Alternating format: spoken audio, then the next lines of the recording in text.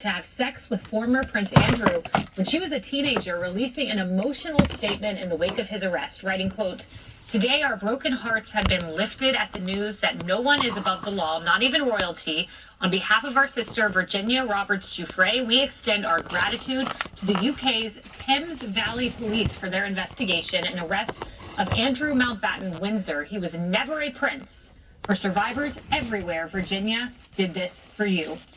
Paul, when we look at what the charges he is looking at now, unrelated to Virginia Giuffre, right, they spur from this Justice Department release of these Epstein documents, tons and tons of pages, and it's totally separate from the sexual allegations. Yeah, and I've somewhat lost the thread on the Epstein thing just because it's been so long unwinding, and all of us have so many stories to cover. I've been tuning in lately, and I have to tell you, there's some meat on the bone there. Some of this stuff in relation to, let's say, Bill Clinton, for instance. Clinton apparently stormed into the offices of Vanity Fair, it's in the emails, and told them, "You will kill a story about my friend Jeffrey Epstein," and they did it. I mean, here's what happened to the First Amendment. These are people who are screaming censorship right now. You got people on other networks right now saying Donald Trump is censoring our network. I don't have to say any names. We all know what I'm talking about. And yet he was able to walk in and kill a major feature story just like that about Epstein. And you got to say to yourself, why? Relative to the British royal family, to me, this is kind of one of the last nails in the coffin for them.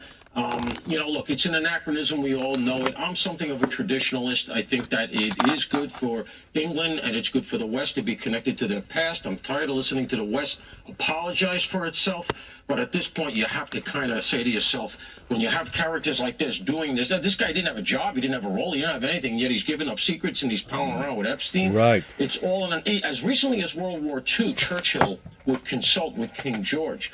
Those days got to be over. How this guy was privy to any trade secrets are ridiculous. Let them stay isolated as a kind of an institution they can all look independent, to, but keep private, them out of your business, UK, because you're getting nothing but pain from it. Emily, so separate from this arrest are the allegations of Virginia Giuffre. And if we have that picture, I want to pull it back up. This is a picture of the young Virginia Giuffre with Prince Andrew. And I was watching an Epstein documentary this weekend, Emily, and I watched Prince Andrew on the BBC. See, I can tell you categorically, I don't remember meeting her at all. I don't remember the picture being taken. I have no memory of it being taken. Well, it clearly was taken, and you're looking at it. And I watched Virginia Giuffre react to that interview when she was still alive. We know that, unfortunately, she died last year. She said that she was sitting outside having her cup of coffee. She wanted to throw her tablet in the pool. And her words were, as a victim, one thing we ask for is some acknowledgement, some remorse. And I wish she was here to see this day that there's at least some justice that is being looked at in a separate case. I can't presume to know what it would feel like to be one of those mass trafficked victims. However, I'm not sure if this does provide any modicum or would provide any modicum of reassurance that justice indeed turns, because this charge is completely unrelated. And while we know it's a civil offense essentially in the UK, if the Crown Prosecution Service decides to go through with this, he could be facing life in prison. That's a maximum. Who knows what's going to happen?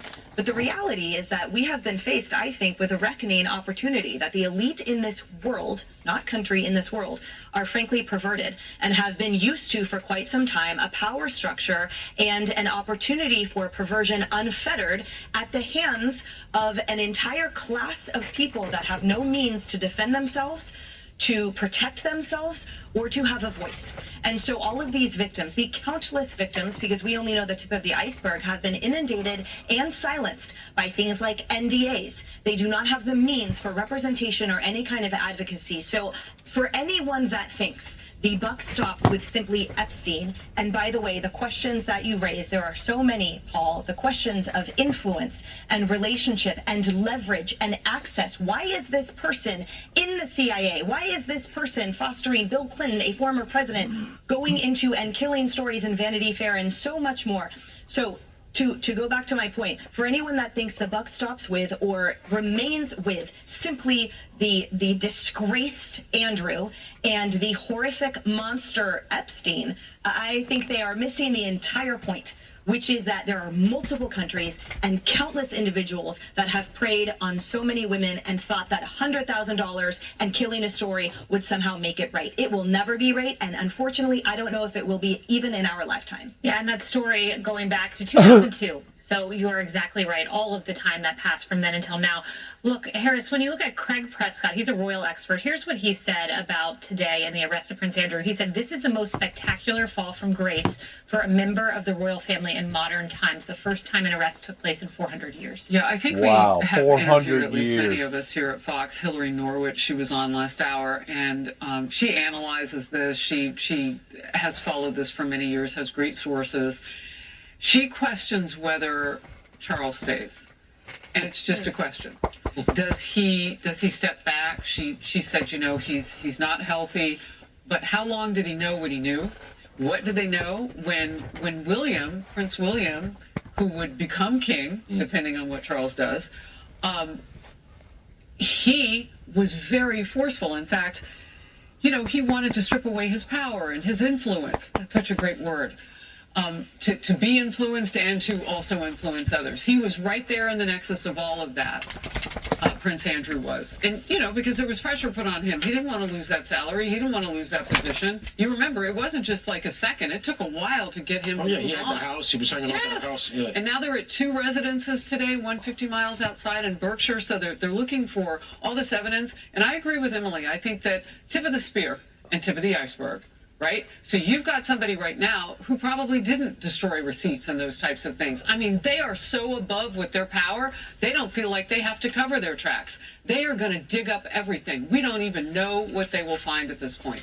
But I thought it was interesting by Hillary Norwich to just say, do you preserve, because my question was, how do you preserve the rest of the family and the future of the monarchy? Right. She said, do you best do that by having Charles step aside and having William step in? What does that look like? And she pointed out, there are a couple things that the release, the official statement from the Majesty the King, did not say. It did not refer to Andrew as my brother.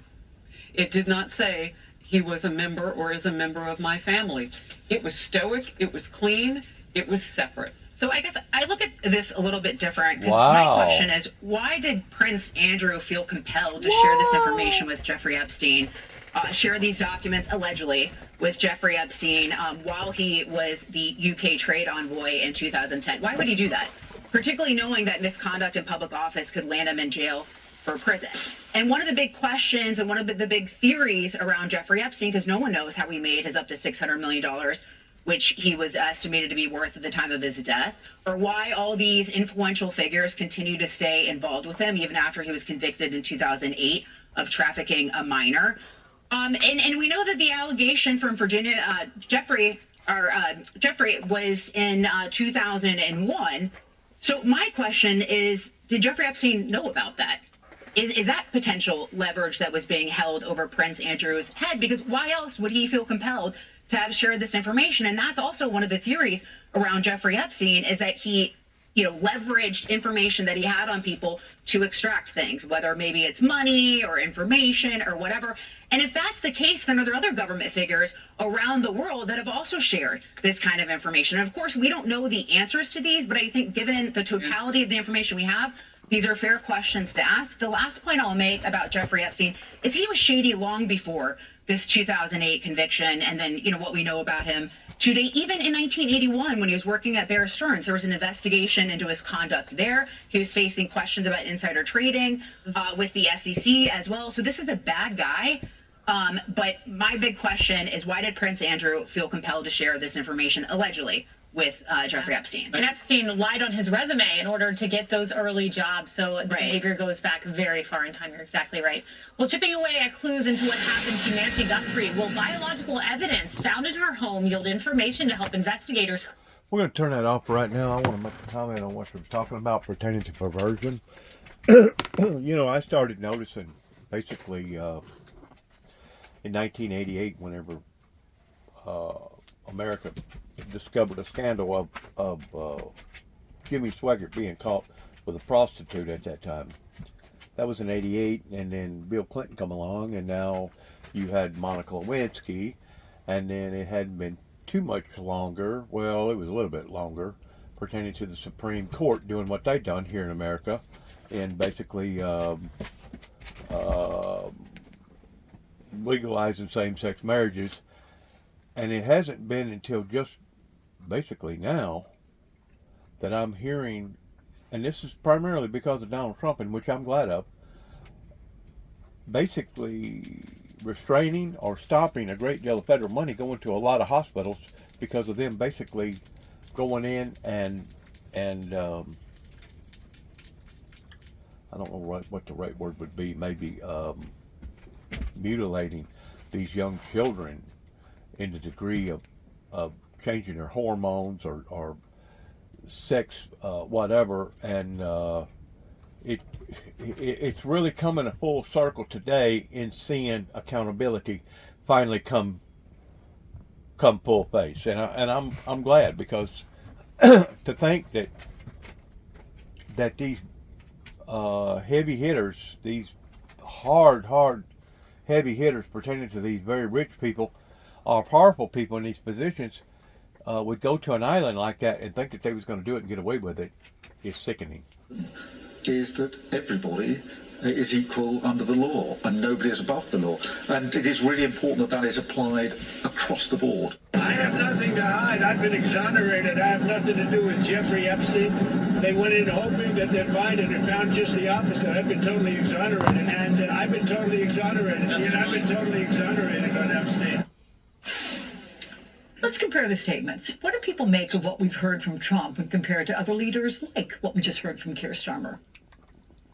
Yeah, look, Trump is going to claim he's exonerated on no matter what allegations ever brought against him ever on anything, right? He said that he was totally exonerated on things that he was actually not exonerated on.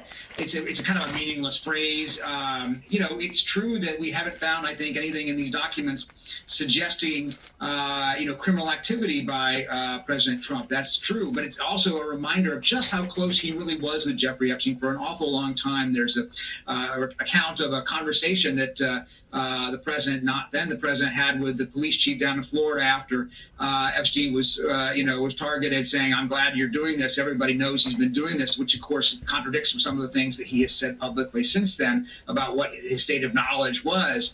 And he shows up so many times in these files in so many different ways in terms of the intimacy of the relationship for so many years before they did finally have a falling out, that it's hard to imagine that he's the only person, seems like, who is not paying any kind of a price. There's no kind of political consequence or anything like that.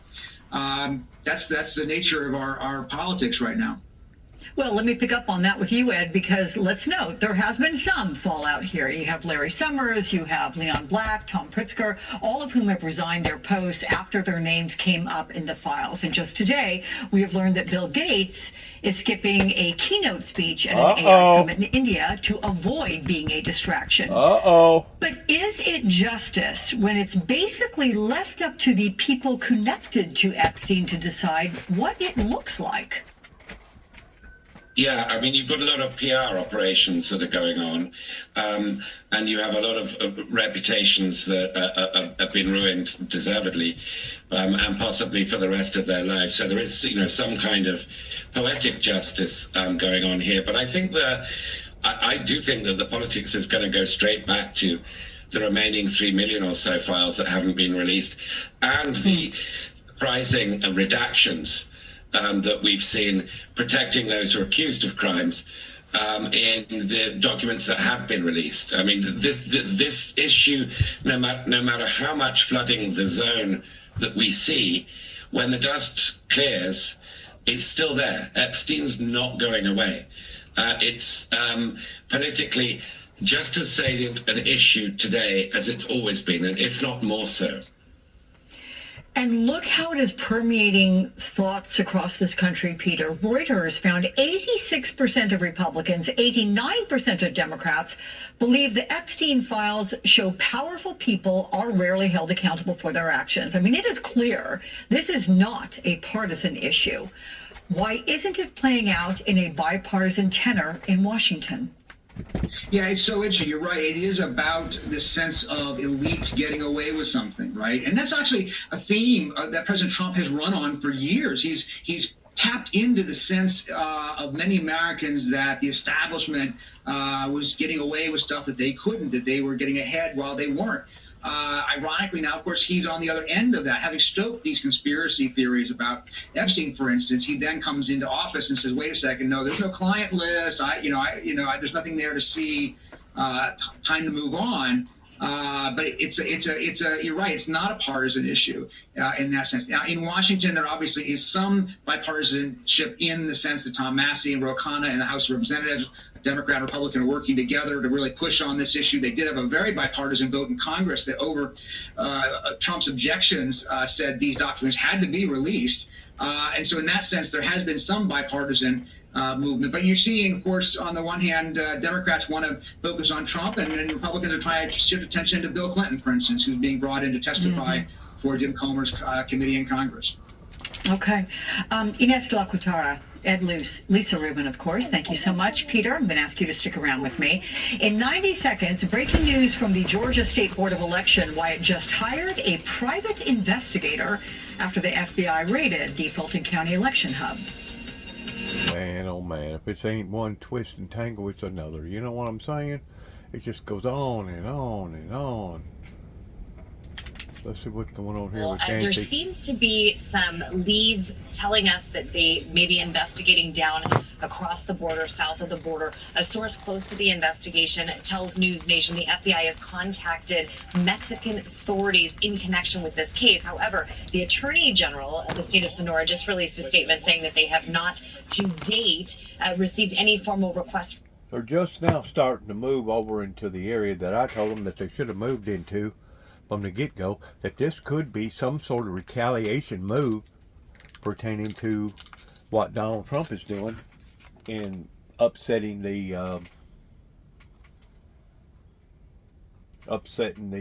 cartels over in Mexico. This could be some sort of crazy retaliation move. I've said that all along. And I hope to God that I'm wrong. I really do. I hope to God that I'm wrong, because that would be putting a new emphasis upon the drug culture war that we're now experiencing on levels like never before. Now stretch without a wall there. So that means that someone who really knows this terrain can cross from Arizona into Mexico without having to go through an official point of entry. It is now 19 days since Guthrie vanished without a trace, and this footage that you see on your screen has been their strongest lead. There are more than 400 members of law enforcement and 11 different agencies working on this case, and now the coordination appears to include Mexican law enforcement partners as well. I should also mention the reward is now $200,000 thanks to an anonymous $100,000 donation in addition to the $100,000 that the FBI is offering.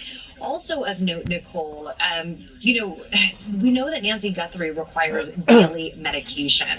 We also know that if you cross the border in Nogales, there are several pharmacies where you can purchase prescription drugs without having a prescription. So we checked just to see, we know she has a heart rate monitor, if she needed a heart medication, if they had it down there, and they do in fact carry those meds. The Pima County Sheriff, as we know, and the Guthrie family have all said that they believe Nancy Guthrie is still alive. We hope that is the case. All right, Jessica Cartelli live for us there I in hope it is Tucson. too. Thank you. And so will come President Trump's sharp warning to Iran as he convenes his Board of Peace. Plus,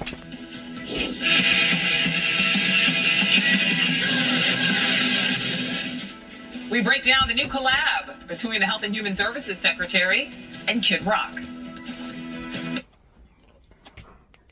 Yep. I said all along that it was a good, strong possibility that it was the cartel's dealings pertaining to all this, because whenever you go in and you upset the apple cart, that needed to be upset, pertaining to the drug culture, pertaining to all the illegals coming over to America, you're gonna have repercussions. You're gonna see things that is not going to be appealing to the eye. I think that would be a reasonable assumption, though it's one that I don't wish for. I think that would be a reasonable assumption that could have very well occurred. I hope that it didn't, but you know what I'm saying. And as far as Iran goes, yeah, they're fixing to hand them their you know what on a table if they don't cooperate with what's going on. Shrugs and moves on, and Congress sort of does the same thing. And so if that is the kind of template, then I imagine they're sort of comfortable going in and doing something if it's kind of discreet. But we'll see. But we don't know. We have no I mean, idea. It seems as though they're idea. looking at regime change, Yeah. which is But monumental. is it sort of the regime But change? Needs to have regime Yeah, change. except that Venezuela has. Marco, to quote Oh, I told Rubio back Khomeini, to them people are himself, crazy over there. Venezuela is not, and the Western Hemisphere is not the Middle Yeah, East. that's true. There's a tweet for everything, Hannah. So let's go back to, because it was called Twitter then. Let's go back to September 25th, 2013, Donald J. Trump. Remember what I previously said, Obama will someday attack Iran in order to show how tough he is.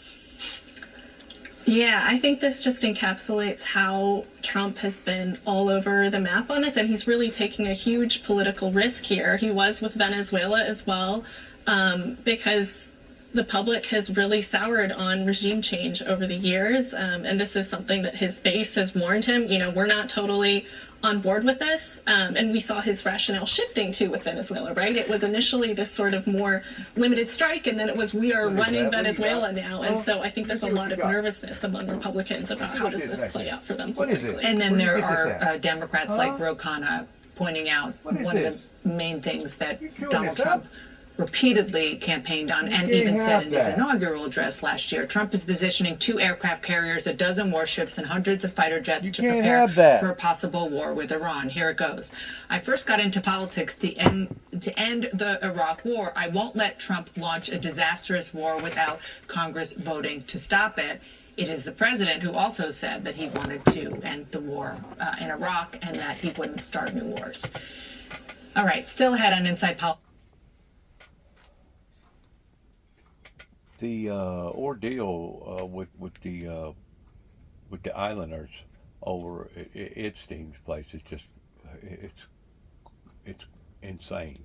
Because Raffensperger's office has investigated and dismissed nearly everything that the state election board has brought to him recently, and certainly dismissed all of the allegations in 2020 or following the 2020 elections after really extensive, lengthy investigations into each of those allegations. And so he has been seen as, I think, a real brick wall in the view of the Republicans on that state election board. And they're going around him by hiring their own investigator to look into what the exact allegations are. I'm not sure, but this is the first state election. And that needs to be done. It needs to have an oversight.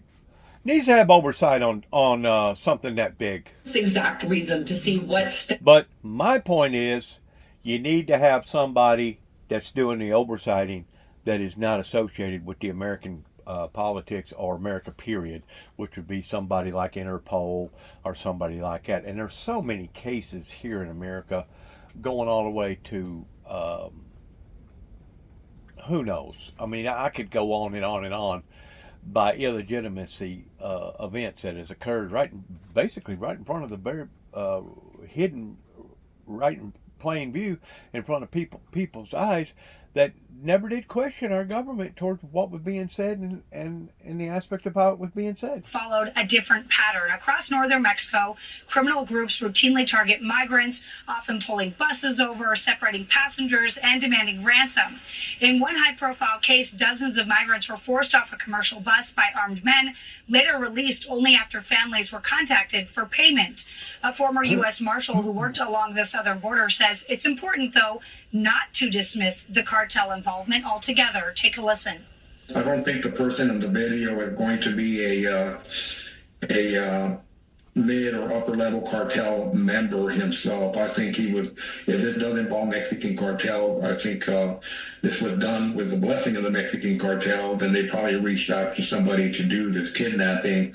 And again, I think we need to consider the possible involvement of the street gang there in the Tucson area also being involved.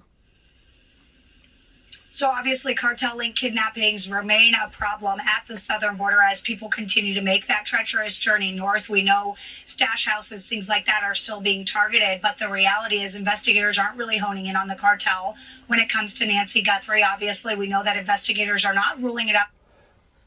Our agency here in America needs to put out some sort of a warning to anybody going to Mexico to be very, very cautious, even going to places like Cancun and places like that, vacation spots, because these people are nuts.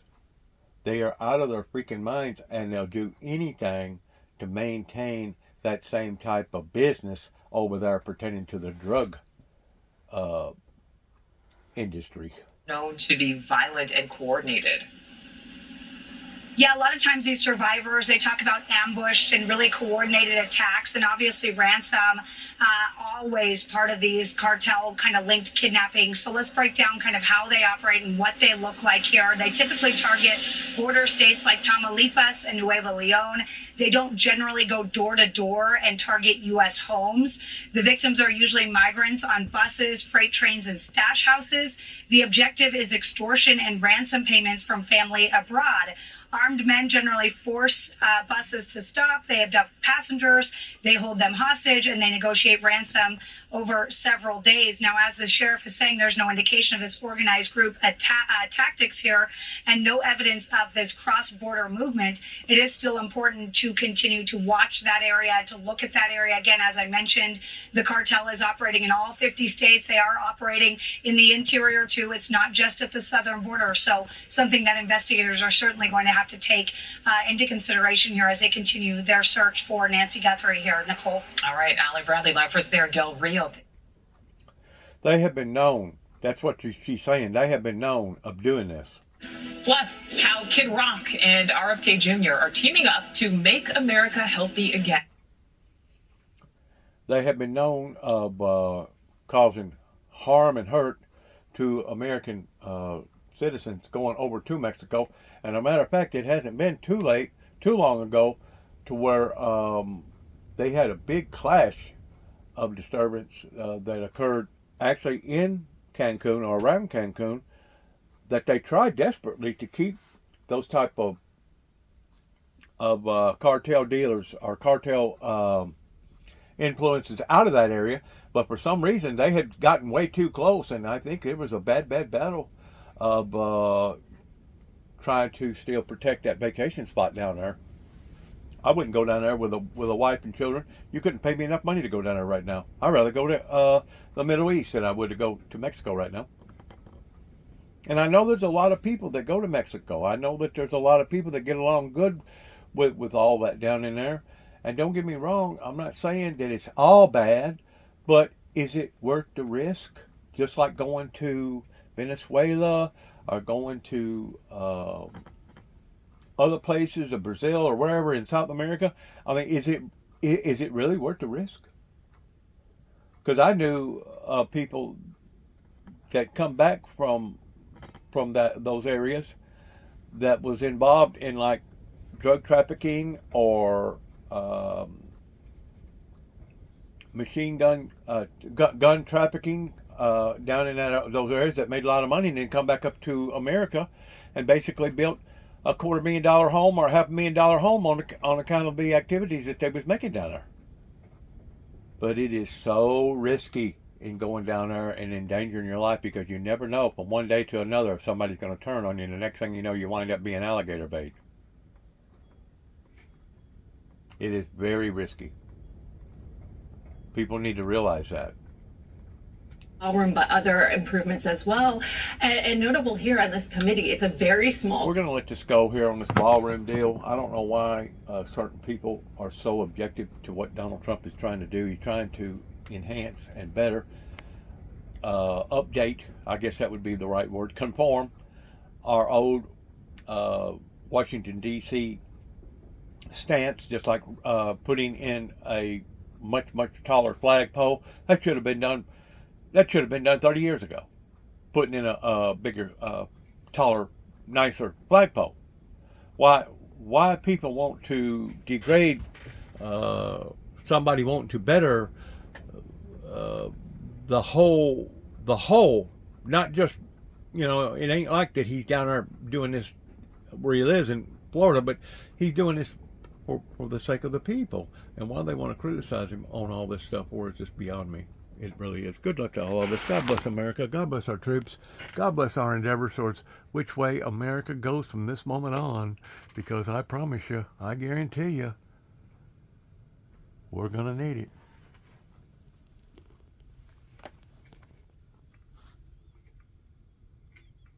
What are you doing, Jack Smack? God bless America, and God bless our troops. God bless our endeavors, and shalom.